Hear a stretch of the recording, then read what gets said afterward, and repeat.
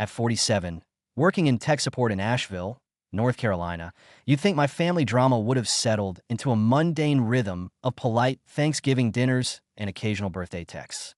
But families aren't mundane. They're chaotic storms that never settle. Mine proved that once again when both my siblings, with their carefully orchestrated lives, banned me from their weddings. They each had their reasons, delivered with polite cruelty masked as concern. My drinking, my supposed unreliability, the scandalous episode from a family barbecue 5 years ago that still comes up every goddamn Christmas. So when it was finally my turn to marry, I did the sensible thing. I simply didn't tell them. And my God, did it feel good. Until the morning of the ceremony. That is, when I found out through Facebook of all places that my older brother, Chris, the golden child who'd banned me first, was getting divorced. On the same day, I planned to quietly marry Rachel, the woman who finally made me feel something like normal. My moment of quiet vengeance suddenly tasted bitter, complicated by the fact that Chris's world was unraveling right alongside my attempt at happiness. I stood in our cramped kitchen, staring at the cracked screen of my phone, laughing at the absurdity. Chris had humiliated me at his wedding, and now, fate was paying him back, just as I was about to move on. Yet instead of feeling triumphant, I felt hollow, a twisted irony gnawed at my chest. Somehow, even on my wedding day, Chris found a way to overshadow me. The wedding was supposed to be small, a courthouse ceremony followed by beers at our favorite dive bar in downtown Asheville. Nothing grand, just Rachel, a few close friends, and me. I'd learned the hard way not to trust big gestures or people who smiled too widely.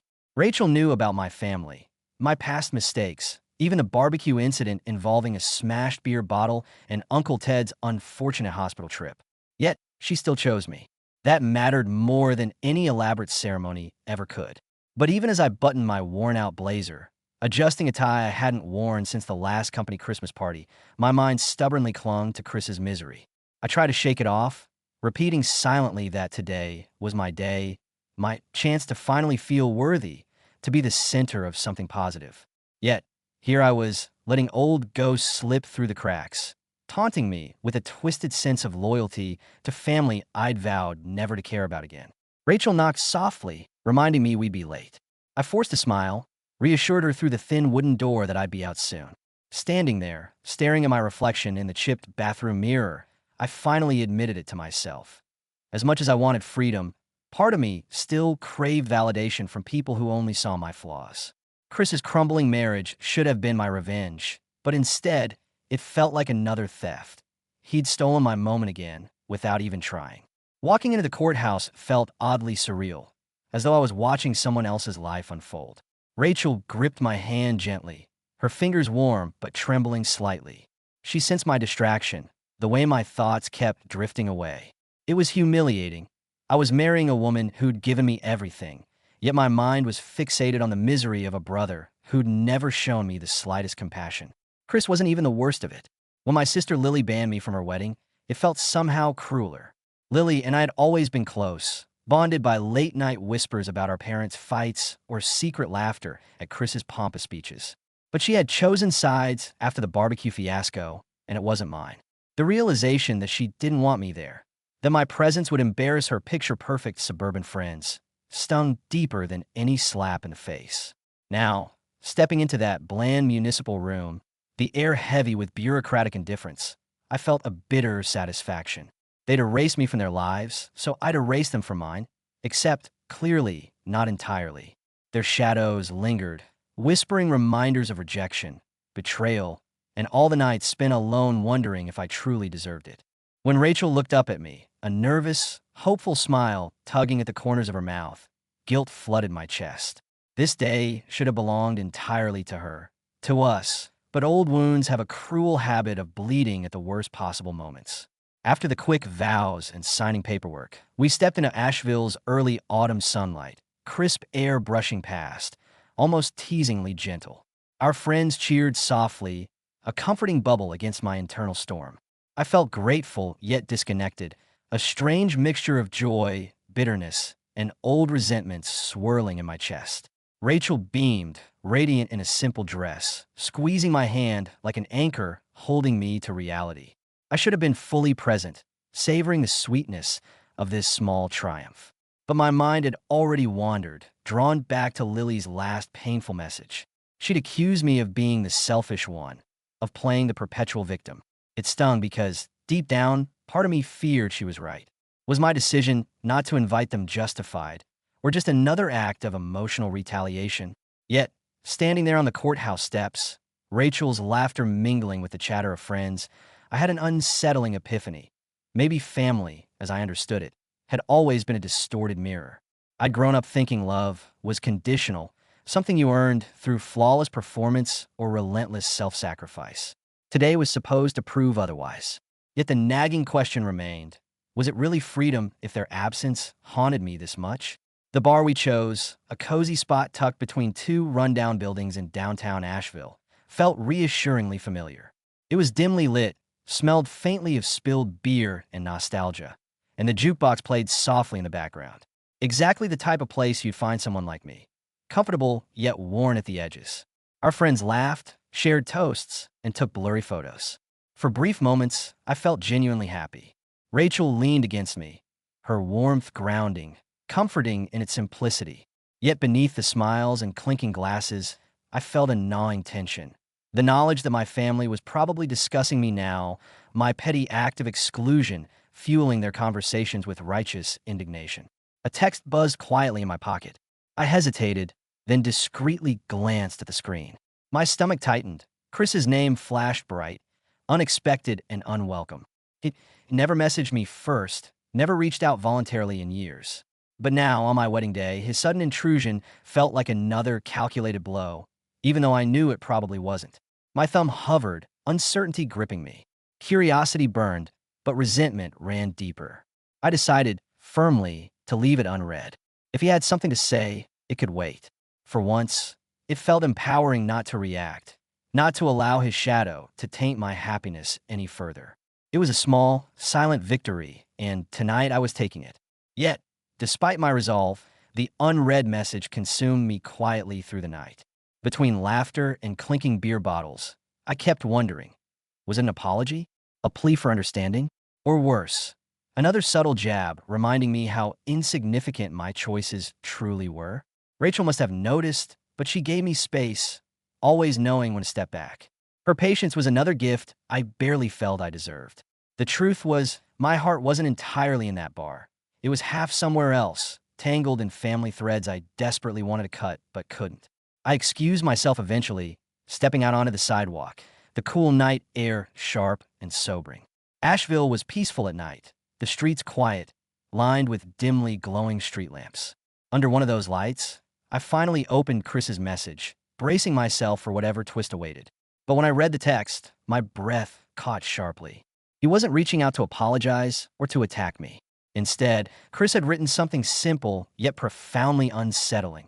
I know you're getting married today. I wish you had told me yourself. Mom is sick, really sick. Call me tomorrow. My small victory crumbled instantly. Even from afar, Chris had managed to shatter my carefully constructed moment. My wedding day had become a twisted knot of triumph, bitterness, and guilt, reminding me that freedom from family wasn't as simple as I'd hoped. Sleep was a cruel joke that night. As I lay beside Rachel, listening to her gentle breathing, my mind spun in helpless circles. My mother's face kept emerging in the dark. Her tired eyes, those quiet, disappointed sighs I'd memorized through years of strained phone calls and awkward dinners. I'd always told myself she was part of the problem, complicit in the silent judgments that shaped my self-doubt. But knowing she was sick twisted something raw inside me. I couldn't shake the thought. Had Chris reached out genuinely, or had he weaponized Mom's illness? A perfectly timed move to disrupt my newfound independence? Maybe I was paranoid, but years of subtle manipulations had left me wary. Trust was a luxury my family had long since drained from me. By sunrise, I knew I had to call him, no matter how much it hurt my pride. Not for Chris, but for her. Rachel stirred beside me, sensing my unease. She didn't say anything, just squeezed my hand gently, grounding me with her warmth. How I wished I could leave everything behind and live entirely in this quiet moment with her. But I knew better. Family had a gravitational pull, relentless and unforgiving, always drawing me back into its painful orbit. The next morning, sitting alone at our tiny kitchen table with a half-empty mug of cold coffee, I dialed Chris's number. My heart raced uncomfortably, each ring amplifying old anxieties. It wasn't lost on me that even now, after years of distance and defiance, I still felt like a child seeking approval. Chris picked up quickly, sounding tired and uncharacteristically vulnerable. He skipped pleasantries, diving straight into Mom's diagnosis. Advanced cancer, discovered weeks ago, kept from me at her request. She hadn't wanted me to worry, he claimed. But beneath his words was another message. She hadn't trusted me enough to tell me herself. The realization stung sharply, reinforcing a lifetime of feeling unwanted and unreliable. He admitted, almost grudgingly, that he'd regretted excluding me from his wedding. It felt surreal to hear him say it. This small, hesitant concession I'd waited years for, finally given when it barely mattered. Yet, oddly enough, it didn't satisfy me. Instead, it brought a hollow ache, like realizing too late that some apologies aren't enough to heal deep wounds. After ending the call, I stared at the cracked tiles of the kitchen floor drained. Even in their moments of honesty, my family had a way of making forgiveness feel impossible. The days after Mom's diagnosis felt like walking through fog, thick, disorienting, and inescapable. It wasn't just the news itself, but everything it unearthed. Old wounds, buried resentments, the silent years of distance that had shaped who we'd become. Chris and I started talking more, though the conversations were clumsy, weighed down by years of avoidance. He wasn't the charming, golden brother I remembered from childhood. He was tired, fragile even, and beneath his tough exterior, there was a man struggling to hold together a family that had long since fractured. I made the drive to the hospital several times, the familiar roads of Asheville winding beneath the fading light of early fall. The mountains loomed in the distance, serene and indifferent, as if the world outside my turmoil kept turning without care for our pain. Each visit brought a cocktail of emotions: guilt for years lost, sorrow for her suffering, anger at the way we'd all let this slip too far. Mom was quieter than I remembered. The sharp wit and stubbornness that had defined her were softened by illness and fatigue. She smiled when I came, though it felt fragile, like a candle fighting against the wind. I wondered if she knew how long it had been since we'd really talked, not about grudges or disappointments, but about the simple things that make family. Lily stayed distant, sending a card and a few formal words that felt more like an obligation than comfort. Her silence was a wall, and every message I tried to send seemed to bounce off it. I realized then that my absence from her wedding wasn't just a missing guest list name. It was a symbol of everything broken between us. Her refusal to forgive or bridge the gap cut deeper than any words ever could. As Mom's health declined, the hospital visits multiplied. Chris and I exchanged updates, sometimes finding brief moments of understanding, other times slipping back into old patterns of blame and frustration. It was messy, imperfect, exactly like our family. But for the first time in a long while, I felt connected to something bigger than my own pain. The day Mom passed was cold and gray, the kind of damp chill that seeps into your bones. The funeral was held in a small chapel just outside Asheville, surrounded by towering pines and misty hills. Standing there, watching the people who remained gather around her casket, I realized that family isn't always about the ones who celebrate your milestones or share your history. Sometimes, it's about those who show up when you're falling apart, and those who choose not to. I was no longer the angry outsider, but something quieter, more broken. The wounds were still raw, but somewhere beneath the surface, I felt a fragile thread of something like peace. The mountains outside seemed to hold their breath with me, witnesses to the complicated, painful love that bound us. After the funeral, everything felt quieter, too quiet. The family gatherings I once dreaded were replaced by an uneasy silence. Chris and I exchanged fewer texts. Lily disappeared completely. Rachel became my refuge, the anchor in a sea of uncertainty, but even she couldn't erase the loneliness that clung to me like a second skin. I realized then that cutting them out wasn't just about self-preservation. It was about reclaiming a sense of dignity I'd lost somewhere along the way. Maybe I was petty. Maybe I was selfish.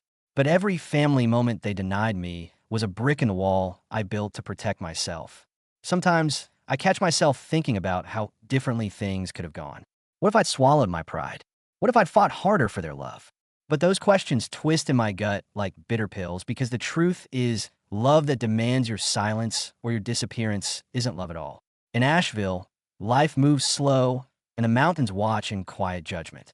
I don't know if I'll ever truly belong to that family again. But for the first time, I belong to myself. And sometimes that's the only victory that matters. After the funeral, a strange kind of silence settled over what was left of my family and over me. The house that used to echo with distant arguments and forced holidays now felt like a mausoleum, filled with memories and a hollow emptiness. I expected this quiet to bring some relief, a chance to breathe free of tension and old resentments. Instead, it felt like a void, too vast, too cold. Chris and I, who'd spent so many years at odds, now drifted apart again, but this time without the noise. Our conversations became infrequent texts, clipped and formal, like two strangers trying to share an elevator ride. Lily retreated completely, her silence louder than any argument. She sent a card with a few polite words, but made no effort to rebuild bridges. It was clear that my absence from her wedding hadn't just been a minor offense. It was a wedge so deep it fractured any hope of reconciliation. Rachel became my anchor in that sea of quiet chaos. She didn't try to fix the family or offer false hope. Instead, she gave me space to grieve, to be angry, to feel lost without judgment. Her steady presence reminded me that family could be chosen, that sometimes the people who stick around, who hold your hand through the mess, are the family that truly matters. I spent a lot of time alone in Asheville, wandering streets I'd long taken for granted. The city was slow-moving with a kind of gentle patience. The mountains watched over everything, silent and unchanging, and sometimes it felt like they judged me for the choices I'd made, and for the ones I hadn't. I thought about the family I'd lost and the one I was trying to build, and I realized that cutting ties had never been just about escaping pain or betrayal. It was about reclaiming dignity, about refusing to shrink into someone else's version of me. Maybe I was petty, maybe selfish, but every family moment I'd been excluded from, the weddings, the holidays, the celebrations, had become bricks in a wall I'd built not to trap others, but to protect myself from more wounds. I'd grown tired of being the scapegoat, the outsider, the one whose presence always seemed to complicate things. Sometimes I wonder how things might have gone differently. What if I had swallowed my pride and begged to be included? What if I had fought harder to bridge the divide? But those thoughts twisted in my gut like bitter pills because I knew the truth. Love that demands silence or disappearance isn't love at all. It's a cage.